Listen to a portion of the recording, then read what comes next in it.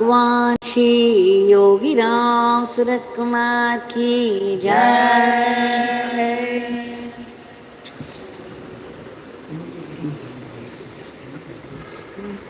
Yogi Ram Surat Kumar, Yogi Ram Surat Kumar, Yogi Ram Surat Kumar, Jai Guru Raya. Yogi Ram Surat Kumar, Yogi Ram Surat Kumar, Yogi Ram Surat Kumar, Jai Guru Raya.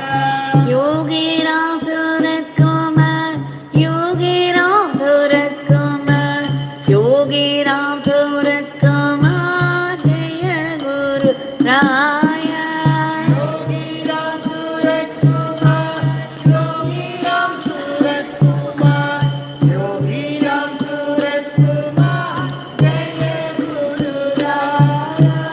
Ram Ram Ram Ram Ram Ram Ram Ram Ram Ram Ram Ram Ram Ram Ram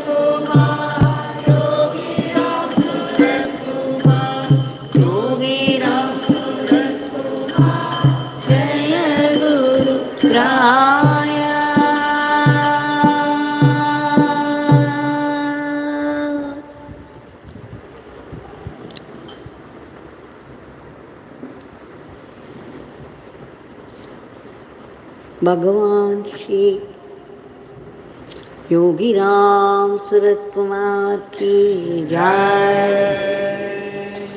Sarvam Yogi Ramsuratkumar Arpanavastu.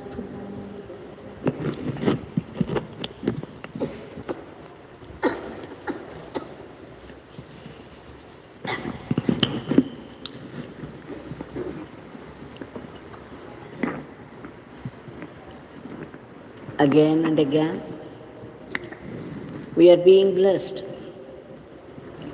by the rain of grace from our Bhagwan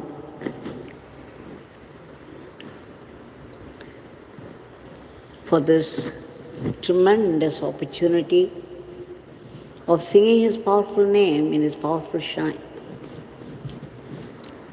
People may not think it's a tremendous opportunity, but those who are truly involved with Bhagwan would know the value of the Sankirtan, how much it invokes the grace, the high energy of God.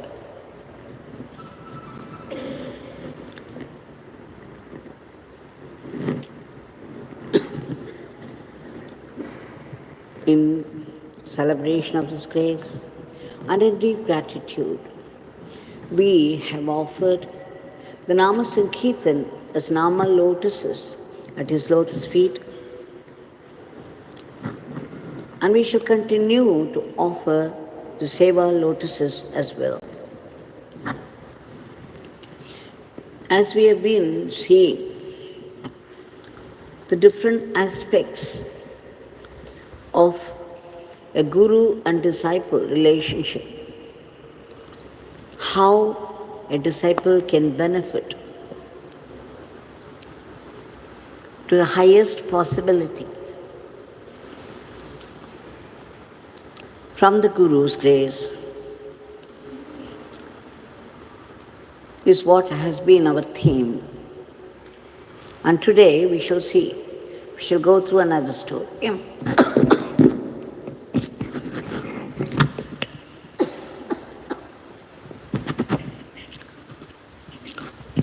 There were two students who approached a Guru Mahatma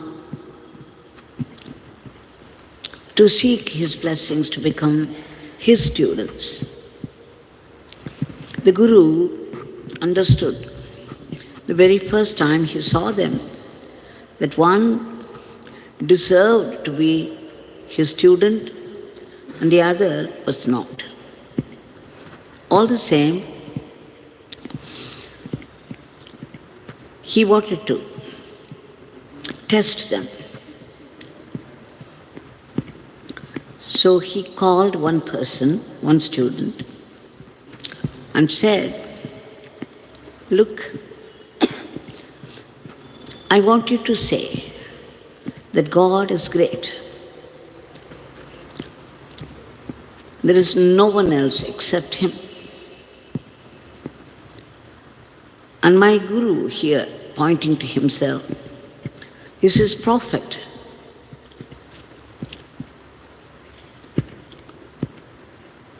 Now, can you declare it?" The student flared up. What? What are you saying?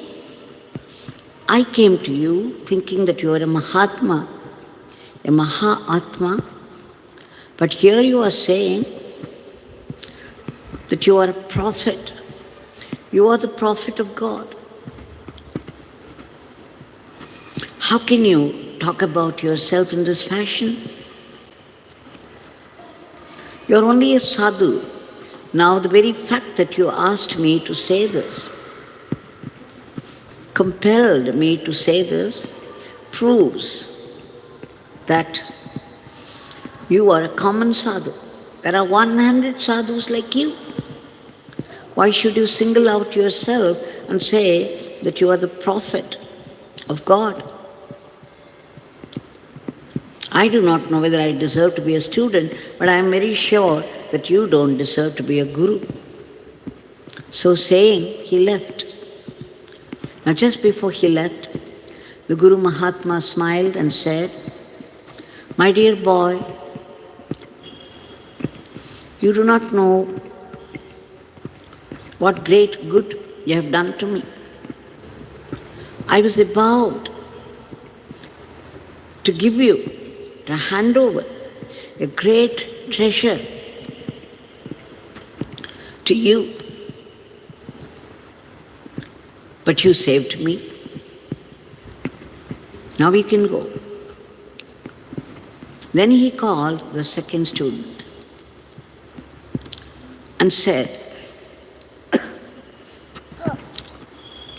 "I want you to sing the praise of God and then say that I am his prophet." Now, this student also reacted a little agitatedly. Why? He said, "I came to you, Swami, thinking that you are God himself. You have become one with God, and in your union and communion with God, you are God himself. Why would you reduce yourself to the state of a prophet? In which case I may have nothing to do with you. I want to see someone who is in union with God, and therefore God himself." Now, the Guru was so highly pleased. He said, "My dear boy, I have to thank you for being what you are. You have truly saved me. I would like you to be my student, and I would give you the highest experience. Then you would see who I am, who I truly am." And so saying, he touched the head of the student, and the student went into waves of ecstasy.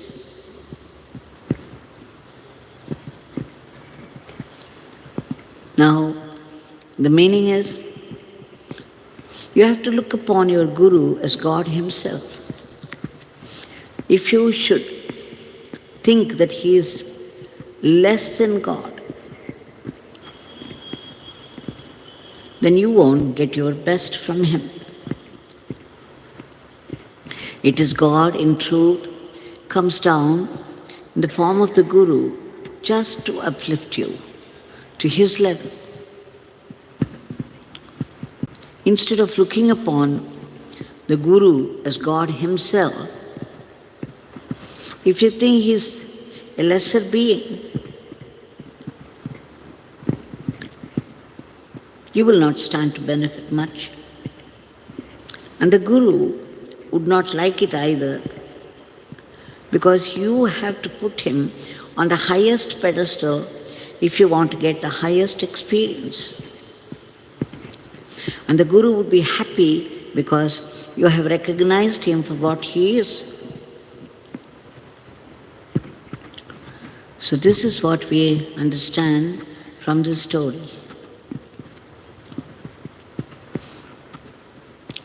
It is very much true because I have seen these varieties coming to Bhagwan.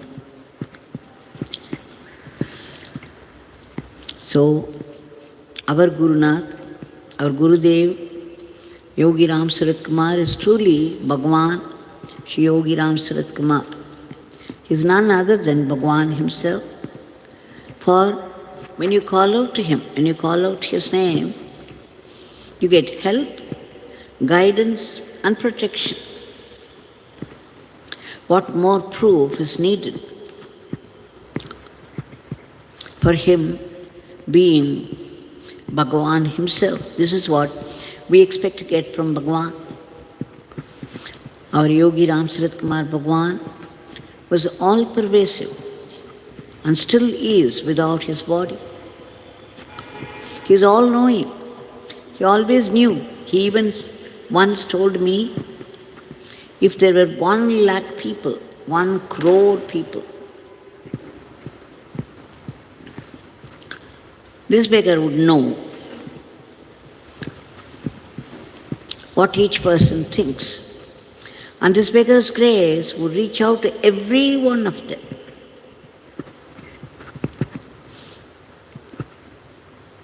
And then he said, oh, what did this beggar say? This beggar should not have said this beggar. It's my father, Devaki.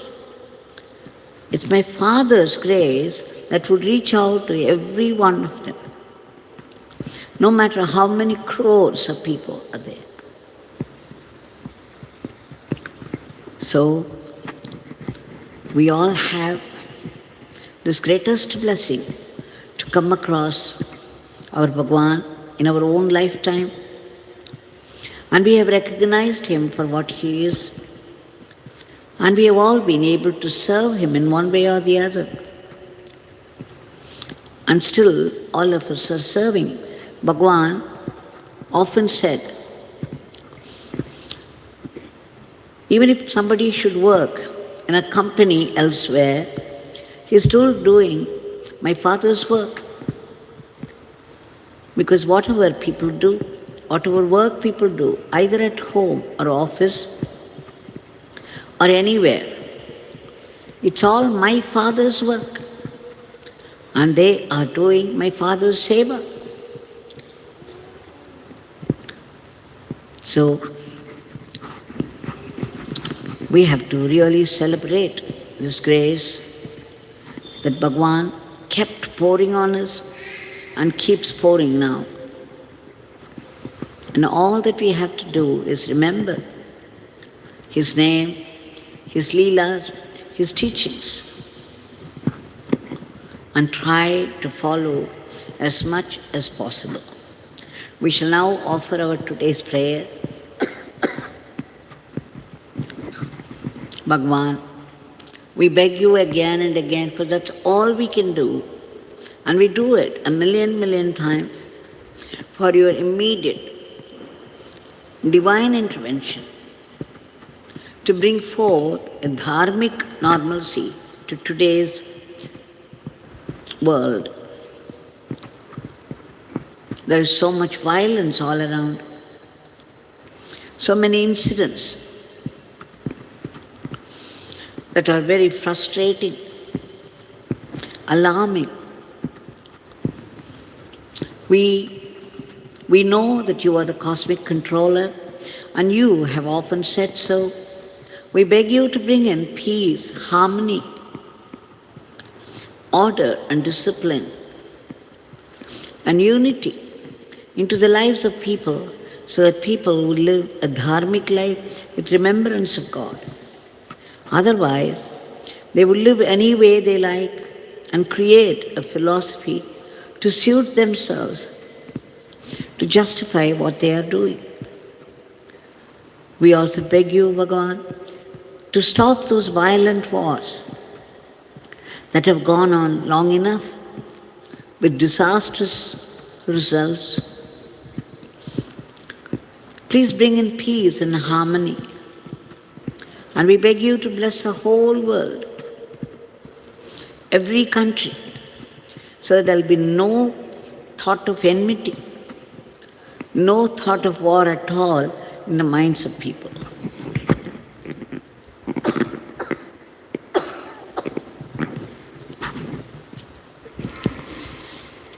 Above this, we also beg you to keep under control those sudden attacks of vicious diseases and violent furies of nature and those devastating accidents. And above this also is our prayer that you should uproot all the negativities of the human mind, all the asuric thoughts which are responsible for today's violence of the world. So much enmity, so much misunderstanding, and so much war, cold and hot.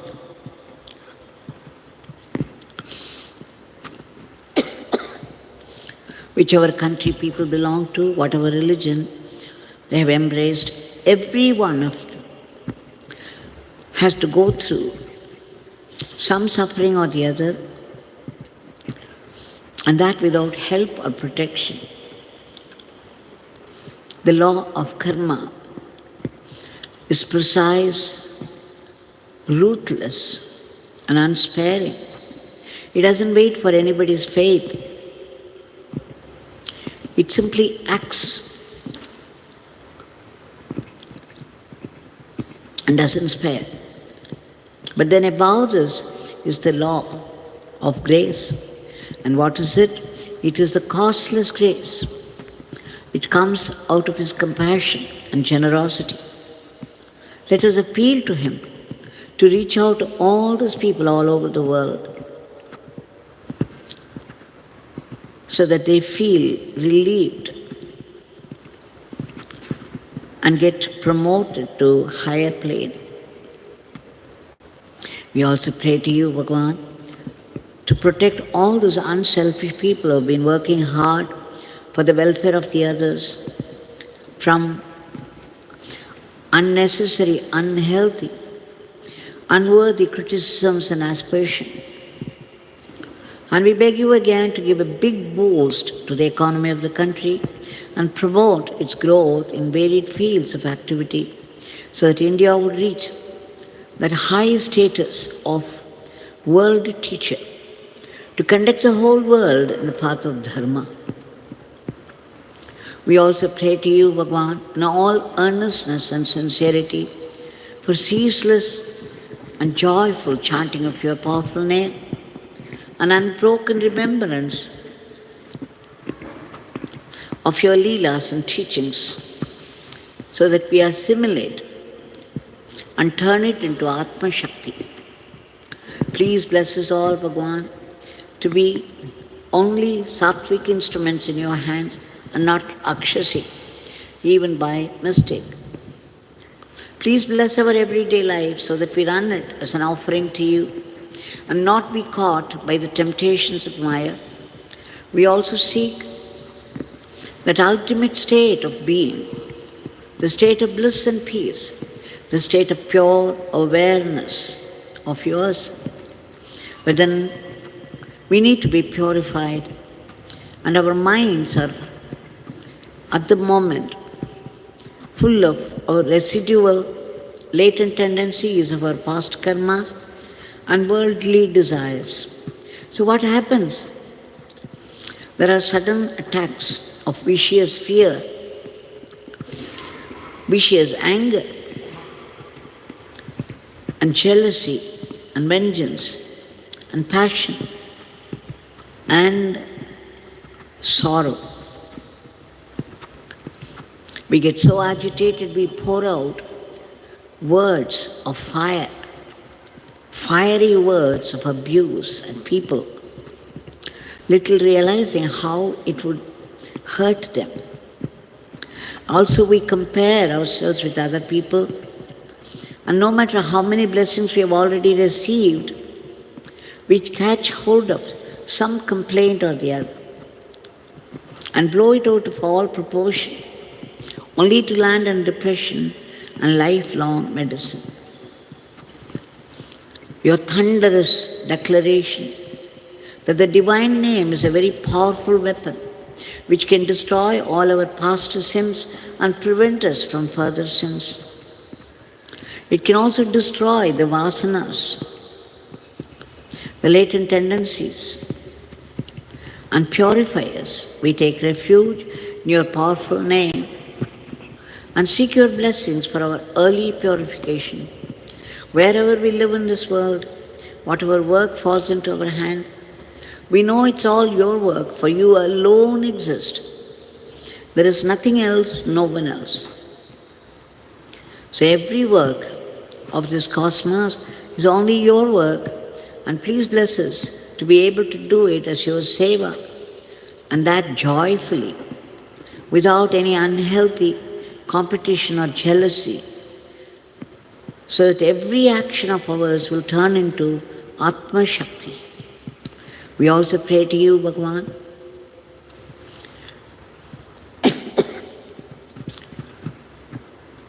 to practice acceptance of whatever life brings to us, be it a joy or sorrow. It comes by your will and is based upon our karmic account. But then you are involved.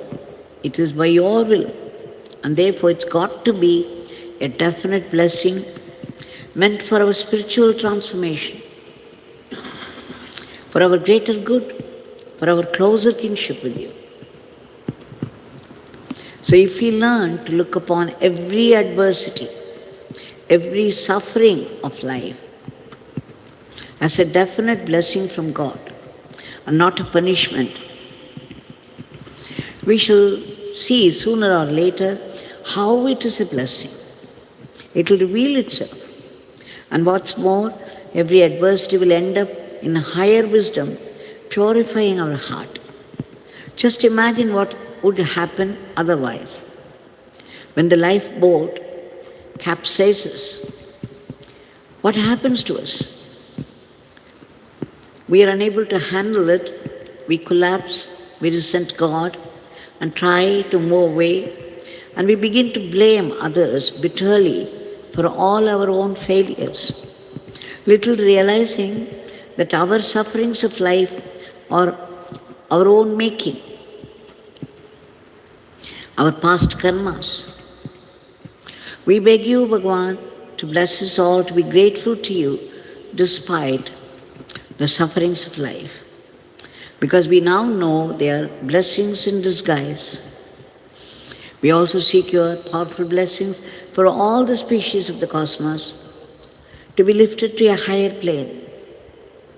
And finally, we seek liberation from the vicious cycle of births and deaths, the root cause of which is aham bhava, our identification with the body, the utter selfishness of the ego I.